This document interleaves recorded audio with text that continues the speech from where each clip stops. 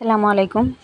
Guys দেখতে পাচ্ছেন আজকে অনেক বড় একটা মারাত্মক দুর্ঘটনার হাত থেকে আমি বেঁচে গেছি। আমার প্রেশারের সিটিটা আমি ভাত চড়ানোর সময় একদমই খেয়াল করিনি। তো সিটিটা আর কি বের হচ্ছিল না। এজন্য দেখেন কিভাবে ব্রাস্ট হয়েছে। তো ব্রাস্ট হয়ে আর কি একদম ভেঙে যে মাথার উপরে পড়েনি, তাই এত মহান আল্লাহ বাঁচিয়েছেন। এই যে নিচের যে ছোট নাটের মতো এইটা দিয়ে আর কি ব্রাস্ট হয়ে সব ভাতের মাড়গুলো বের হয়ে গেছে।